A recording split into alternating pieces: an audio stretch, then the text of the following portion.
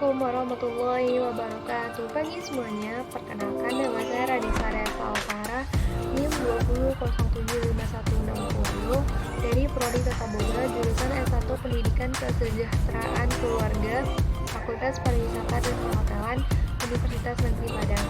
Pagi ini saya akan mempresentasikan konsep dasar ilmu gizi. Perkembangan ilmu gizi. Perkembangan ilmu gizi sendiri telah berdiri dari tahun 1926 oleh Mary Quattrose yang dikukuhkan sebagai profesor ilmu gizi di University Columbia, New York, Amerika Serikat. Bahwa makanan sangat penting untuk melangsungkan kehidupan manusia. Sedangkan pada zaman Yunani, yaitu pada tahun 400 sebelum Masehi, adanya teori Hippocrates, yaitu teori yang mengatakan manusia itu sangat membutuhkan panas, yang artinya manusia sangat membutuhkan makanan. Ruang lingkup ilmu gizi. Ilmu gizi berkaitan dengan ilmu agronomi, peternakan, pangan, mikrobiologi, biokimia, biologi molekuler, dan ilmu kedokteran. Informasi gizi juga diberikan kepada masyarakat, yaitu yang meliputi gizi individu, gizi keluarga, dan gizi masyarakat. Nah, gizi masyarakat ini terdiri lagi dari gizi institusi dan gizi olahraga. Ilmu gizi klinis terdapat 7. Yang pertama, analisis pengkajian pada status nutrisi pasien. Yang kedua, pemeriksaan fisik yang berkaitan dengan diferensi zat besi. Yang ketiga, pemeriksaan antropometris dan tidak lanjut terhadap gangguannya. Yang keempat, pemeriksaan radiologi dan tes laboratorium dengan status nutrisi pasien. Yang kelima, suplementasi oral, enteral, dan parenteral. Yang keenam, interaksi timbal balik nutrin dan obat-obatan. Yang ketujuh, bahan tambahan makanan seperti bahan pewarna, penyedap, dan sintesis, serta bahan-bahan kontaminan. Ya, masuk kepada istilah-istilah pada ilmu gizi. Yang pertama, gizi merupakan bagian dari proses kehidupan dan proses tumbuh kembang manusia, sehingga pemenuhan kualitas tumbuh kembang untuk meningkatkan kualitas sumber daya manusia yang akan datang. Yang kedua, ilmu gizi, ilmu yang mempelajari segala sesuatu tentang makanan dan hubungan dengan kesehatan optimal tubuh. Yang ketiga, zat gizi, yaitu ikatan kimia yang diperlukan tubuh untuk melakukan fungsinya, yaitu menghasilkan energi, membangun dan memelihara jaringan, serta mengatur proses-proses kehidupan. Yang keempat, pangan. Pangan adalah istilah umum untuk semua bahan makanan yang dijadikan makanan. Yang kelima, makanan adalah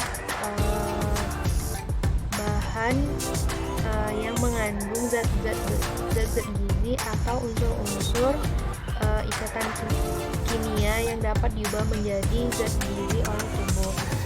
Yang keenam, bahan makanan, yaitu bahan makanan adalah makanan dalam keadaan mentah.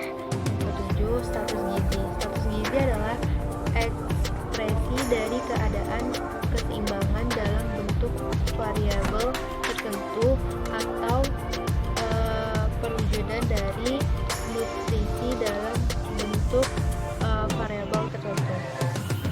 Masuk ke materi faktor-faktor yang mempengaruhi gizi. Faktor-faktor yang mempengaruhi gizi ini terbagi menjadi 3, yaitu yang pertama, penyebab secara langsung. Yang kedua, penyebab secara tidak langsung. Yang ketiga, penyebab secara mendasar. Nah, yang pertama kita akan membahas secara yang langsung.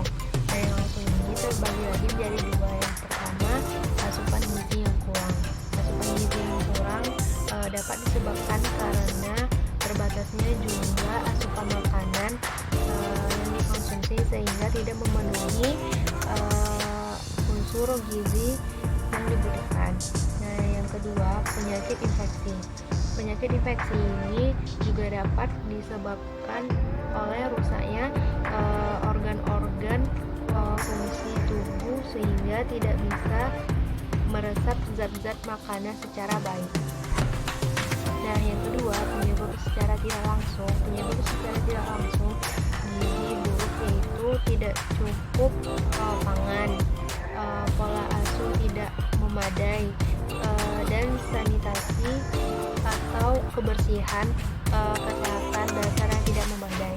Nah, yang ketiga, penyakit yang mendasar atau masalah gizi buruk adalah terjadinya krisis ekonomi, politik, dan sosial, termasuk bencana alam yang mempengaruhi ketersediaan pangan, pola asuh dalam keluarga, dan pelayanan kesehatan serta sanitasi yang memadai, yang ada pada akhirnya mempengaruhi status gizi balita.